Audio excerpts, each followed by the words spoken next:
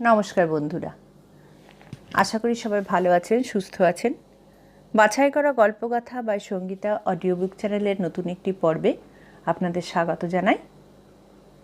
আজ আপনাদের জন্য নিয়ে এসেছি নারায়ণ গঙ্গোপাধ্যায়ের লেখা বার্ড অব প্যারাডাইস। গল্প ও গল্প পাঠ সম্পর্কে আপনাদের মূল্যবান মতামত অবশ্যই জানাবেন। ভালো লাগলে চ্যানেলটিকে সাবস্ক্রাইব করে আমাদের পাশে থাকবেন। তাহলে আর দেরি না করে শুরু করা যাক আজকের গল্প। আজকের গল্প বার্ড অব প্যারাডাইস। পান্নালাল আমার কানের কাছে মুখ এনে ফিসফিস করে বললে, বুঝলি বেলা, দারুণ পাখি জোগাড় করেছি একখানা, যাকে বলে রাম পাখি। রাম পাখি শুনেই আমার রোমাঞ্চ হলো। তাছাড়া কি, এখনো কারো কাছে ফাঁস করিনি, পরে তাক লাগিয়ে দেবো সবাইকে। দেখবি পাখিটা? বললুম, রাম পাখি দেখে আর লাভ কি, বরং ওটা দেখার চাইতে চাখাটাই বেশি দরকারি। শট আপ ইউ পেটুক, 50 টাকা দিয়ে পাখিটা কিনলুম আর উনি সেটা চাখবেন? তোর যেরকম নোলা হয়েছে, এরপরে যে হাতিটাতি খেতে চাইবি। এবার আমি দারুণ আশ্চর্য হয়ে গেলুম। 50 টাকা দিয়ে মুরগি কিনলি? বলিস কি রে? মুরগি? মুরগি কে বলেছে তোকে? পান্নালাল খ্যাঁক করে উঠল। বাহ, রাম পাখি মানে কি মুরগি নয়? নো, নেভার, মানে সব পাখির সেরা। পান্নালাল আমার কানের কাছে মুখ এনে ফিসফিস করে বললে, বার্ড অফ প্যারাডাইস। এইবার আমার চোখ কপালে উঠল। Bird of paradise? স্বর্গের পাখি? তুই কি স্বর্গ থেকে কিনে আনলি? স্বর্গ কি এত সহজে পাওয়া যায়? আর গেলে কি কেউ ফিরে আসে? বলতে বলতে একটা গভীর সন্দেহ আমার মনে উঁকি দিতে লাগলো। সন্ধে ঘোর ঘোর হয়ে আসছে। দেশবন্ধু পার্কের এই কোণটা বেশ নির্জন, কাছাকাছি লোকজনও কাউকে দেখা যাচ্ছে না। আমার গা ছমছম করে উঠল। আমি করুণ সুরে বললুম, তুই ভূত হয়ে যাসনি তো? তাহলে কিন্তু ভাই আমি এক্ষুনি অজ্ঞান হয়ে পড়ব, ভূতকে আমি দারুণ ভয় পাই। পান্নালাল বললে, ধ্যাত তোর ভূত, ভূততে আমার বয়েই গেছে, তোর মতন এমন বেকুব তো কোথাও দেখিনি। আরে, বার্ড অফ প্যারাডাইস পৃথিবীতেই পাওয়া যায়, খুব দামি পাখি, 5-7 হাজার টাকা দাম হয় এক একটার। তোর মাথা ভর্তি গোবর, তুই কিছুই জানিস নি। 5-7 হাজার টাকা দাম? আমার চোখ এবারে কপালে নয় চাঁদিতে গিয়ে উঠল। মেজদা বলেছে, মেজদা পাখি নিয়ে বই লেখে, জানিস তো। বিলক্ষণ! পান্নালালের মেজদা মোহনলালকে কে না জানে? দেখা হলেই জিজ্ঞেস করবে, বাংলাদেশে বলতো কত রকম পাখি, আফ্রিকায় কি কি বক আছে, চামচিকের সঙ্গে বাদুড়ের তফাৎ কোথায়? মোহনলালকে রাস্তায় দেখলেই পাড়ার ছেলেপুলে দৌড়ে পালায়। তার কথা অবিশ্বাস করবে এমন বুকের পাটা কার আছে? সেই পাখি তুই 50 টাকায় পেয়ে গেলি? তোর মেজদা কি বললে? এখনো দেখেনি, দুপুরবেলায় কিনে এনে দারোয়ানের ঘরে লুকিয়ে রেখেছি, দেখলে তো নাচতে আরম্ভ করে দেবে। এমন সস্তায় পাখিটা পেলি কোথায়? আরে তাই তো তোকে বলতে যাচ্ছি, এমন ভ্যাবলার মতো হাঁ করে দাঁড়িয়ে আছিস কেন? বস ওই বেঞ্চিটায়, সব খুলে বলি। পান্নালাল তার রাম পাখির রহস্য যা বললে সেটা এই, পান্নালালের যে বর্দি পাঞ্জাবে থাকে সে কলকাতায় এসেছে কিছুদিন হলো। পান্নালাল বলেছিল, বর্দি, আমার ফাউন্টেন পেন ভেঙে গেছে, একটা কলম কিনে দাও। বর্দির মেজাজটা খুব ভালো ছিল, ওকে 50টা টাকা দিয়ে বলেছে, তোর পছন্দ মতো একটা কিনে নিস গে। পান্নালাল কলম কিনতে যাচ্ছিল, রথের মেলার ভিড়ে ট্রামটা শিয়ালদা ছাড়িয়েই আটকে গেল। ধুত তোর বলেই নেমে পড়ল। দেখলে সামনে রং বেরঙের পাখি বিক্রি হচ্ছে। ভাবলো ওদের মুনিয়াগুলো মরে গেছে, এক খাঁচা মুনিয়া নিয়ে গেলে মেজদা খুশি হবে। পাখির দর করতে যাচ্ছে, এমন সময় এক সন্ন্যাসী এসে হাজির। মাথায় মস্ত জট, হাতে ইয়া একটা চিমটে। সাধু বললেন, শোনো খোকা, ওসব পাখি কিনো না, ওগুলো চড়ুই পাখি, রং মাখিয়ে রেখেছে। দোকানদার তো রেগে চেঁচিয়েই উঠল একেবারে। মিথ্যে বদনাম দিয়ে খদ্দের তাড়িও নি সাধু বাবা, ভালো হবে নি বলছি। সাধু বললেন, চোপড়াও। রে রে রে নারকী, এই অবোধ বালককে প্রতারণা! এক্ষুনি এই চিমটের ঘায়ে মাথা একবারে ভেঙে দেব। পাখিওয়ালা তখন হাত টাত কচলে বললে, মাইডি সাধু বাবা, সবগুলো চড়ুই নয়, মুনিয়াই রেখেছিলুম। দোর খোলা পেয়ে কোথাকার দু চারটে চড়ুই রং মেখে এসে ঢুকে পড়েছে। চড়ুইগুলো কেমন ধরিবাজ হয় জানেন? সাধু বাবা বললেন, কি জানি বই কি, চড়ুইগুলো দোকানে গিয়ে রং কিনেছে, আয়নার সামনে বসে রং গায়ে মেখেছে, তারপর ভালো মানুষের মতো তোমার খাঁচায় এসে ঢুকে বসেছে। পাষণ্ড বর্বর নরাধম, তোমার নরকেও জায়গা হবে না। পাখিওয়ালা তখন সাধুর পায়ে লম্বা হয়ে পেন নাম ঠুকলে। তারপর বললে, ঘাট হয়েছে বাবা, তোমায় চিনতে পারিনি। মুনিয়া বিক্রির তো 12টা বাজালে, তুমি এখানে দাঁড়িয়ে থাকলে দুটো একটা টিয়ে ময়নাও চিনতে পারবো না। এই নাও 5 শিকে পেন নামি, এখান থেকে কেটে পড়ে আমায় রেহাই দাও। সাধু বললেন, তোমার মতো প্রবঞ্চকের 5 শিকে আমি ফুৎকার নিক্ষেপ করি।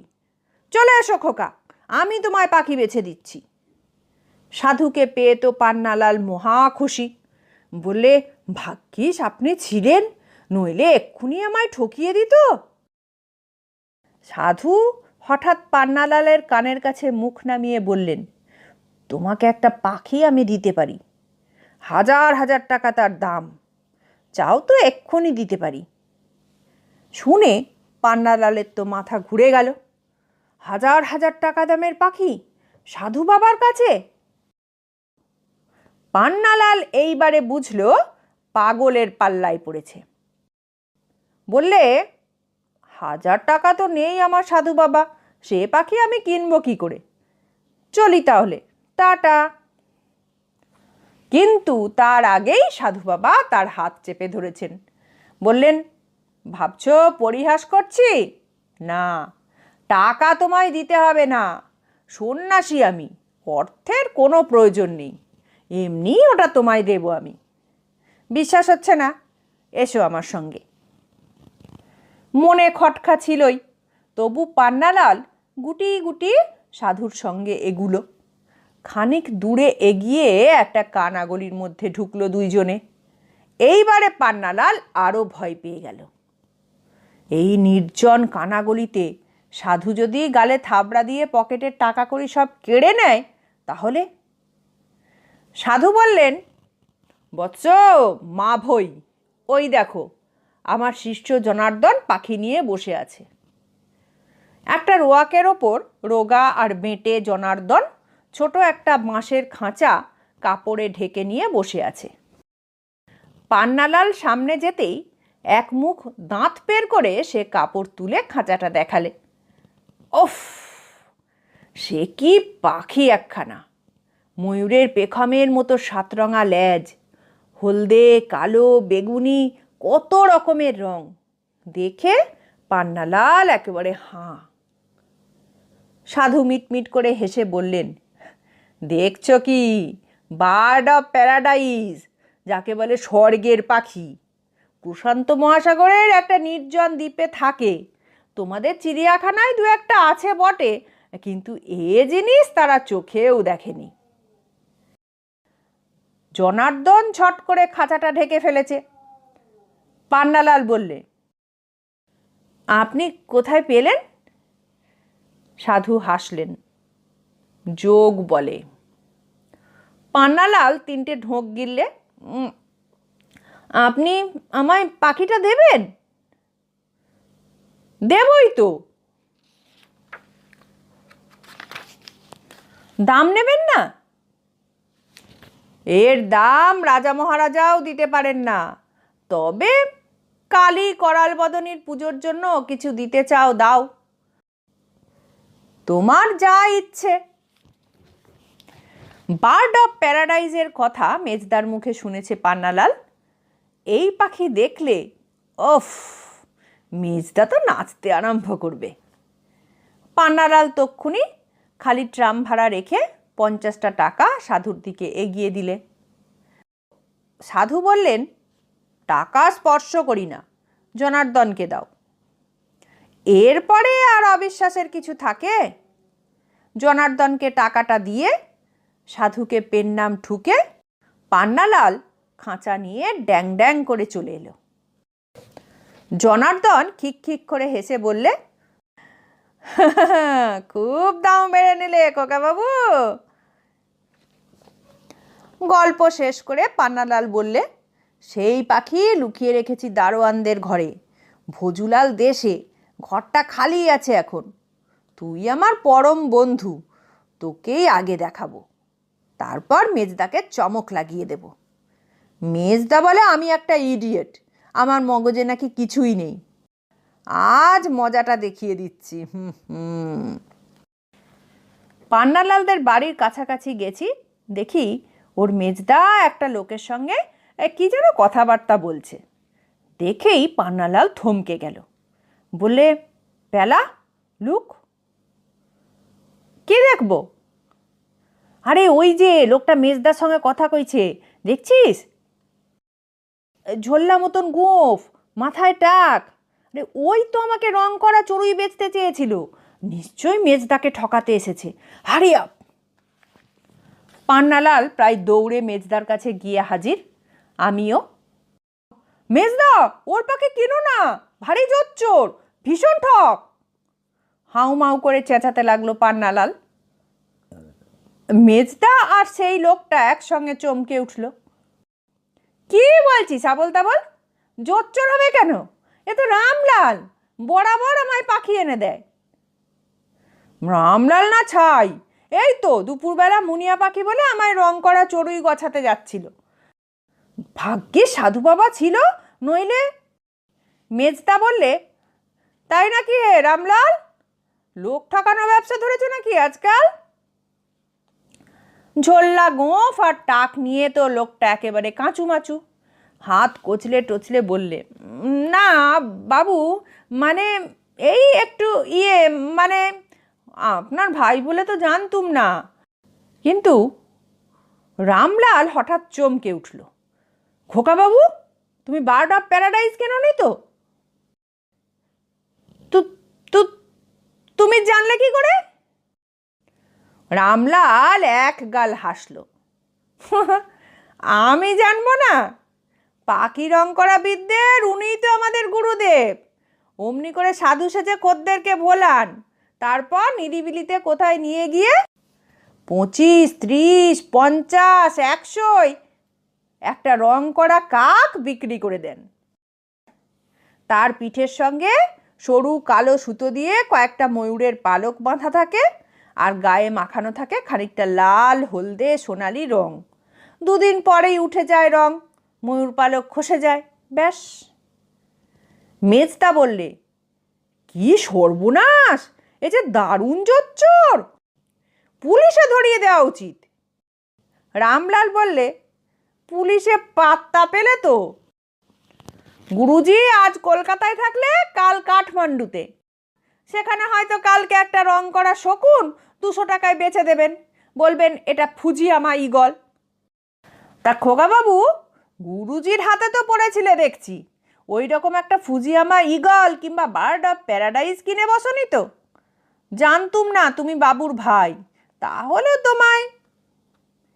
পান্নালালের মুখের রং তখন বার্ড অফ প্যারাডাইজের মতো ঘন ঘন বদলে যাচ্ছে। এবার সেটা কাকের মতো কালো হয়ে গেল। পান্নালাল ভ্যাঁ করে কেঁদে উঠতে গিয়ে চ্যাঁ করে চেঁচিয়ে উঠল, কখনো না, আমায় কখনো ঠকাতে পারেনি। এত বোকা পেয়েছে নাকি আমায়? বলেই বাড়ির ভেতরে টেনে দৌড়। মেজদা আর রামলাল বোকার মতো হাঁ করে চেয়ে রইল। আমিও কি আর দাঁড়াই? বেচারা পান্নালাল হাজার হোক বন্ধু তো বটে। শেষ হলো আজকের গল্প। পরবর্তী গল্প নিয়ে খুব শিগগির ফিরে আসবো।